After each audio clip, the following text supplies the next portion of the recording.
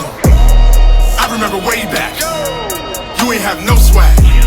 You did a little research, now you got a moon bag. Now you got a new walk, now you got new swag. You did a little research, now you got a moon bag. Well, let me show you what the moon bag's like. You take them gains when it gets that high. I mean, the market may dip for a little bit, that's when I hurry up and buy. Me, I just wanna rub them thighs. I like my oatmeal chunky, banana nuts all in it. Shit, you're talking about the blockchain monkeys. It's a solo nation. CMOS has over 92 minerals that the body needs. Okay, now got my immune system in check, but now when it comes to crypto, we're talking about cold storage. Get your crypto off the exchange and into a cold storage wallet to where only you have access. Okay, decent wallet link in the description. Now, what is going on, blockchain monkeys? Eagle here, and I want to thank you for coming to my jungle. First of all, I'm no financial advisor whatsoever, nor am I a professional in blockchain technology, but there is one thing that I absolutely will do, and that's give my opinion. So today, we are going back in on Quant. There is just so much happening with Quant.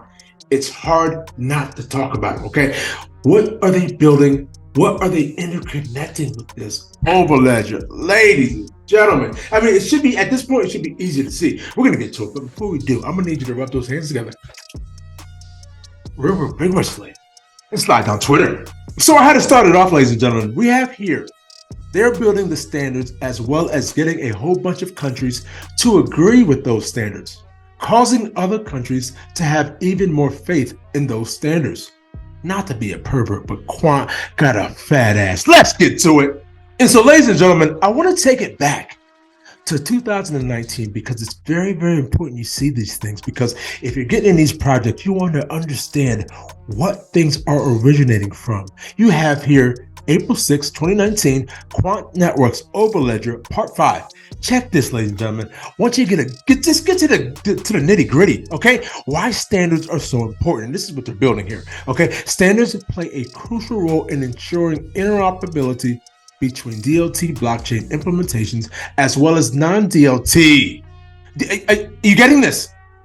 Between DLT blockchain implementations as well as non-DLT. Like, who's gonna make it communicate better than Big Gilbert? Okay, I'm sorry. Blockchain implementations, it enables blockchain platforms with guidance and best practices on what is required to achieve interoperability to reduce the risk of fragmented ecosystems. It also prevents technology lock-in by providing options to move between technologies, and during implementations, clients can align to standards which make it easier to implement with confidence, continued compliance. Now, right here, the idea of using blockchain came from having to solve healthcare interoperability. At the time, Gilbert and the folks at eHealth solved this problem by creating an enterprise service bus. Okay, we have here, which involved millions of dollars in investments and significant changes in infrastructure for what seemed like an imperfect but best available solution to the problem. Now, ladies and gentlemen, what you have here is a behemoth. He solved the problem back then, and he's solving the problem now. But the thing about it today is his compliance, his security, his relationships, his networks, his TC307, his ISO standards that ladies and gentlemen, it's ridiculous for you not to even take a look. And ladies and gentlemen, no financial advice whatsoever, but as we march, you're going to see how these things interconnect with Quant. Commercial stablecoin issuance, part 2, risk and long-term vision. And so we have here banks around the world, including some well-known global brands, have begun issuing their own digital currency known as commercial stablecoins. Having a stablecoin that settles 24/7 instantly across borders would be a step ahead. The trouble with that, in a cross-border context, you need to have a lot of parties at the table that all agree, including the central banks. Any bank-regulated stablecoin needs to be recognized as risk-free by the regulators, the supervisory community, the central bank authorities, etc. And that makes this very complicated. So who do you think is stomping around the jungle, uncomplicating it and making it all interact for interoperability? And this coming in hot from tokenizing. You have here the TC307 mind map, more than just a quant standard, more than just crypto standard.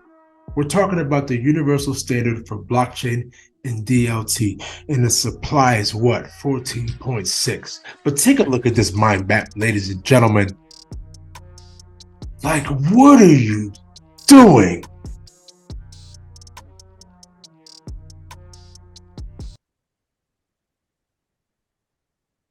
I'm gonna leave it at that. Cause it's the standard in this bitch. XRP.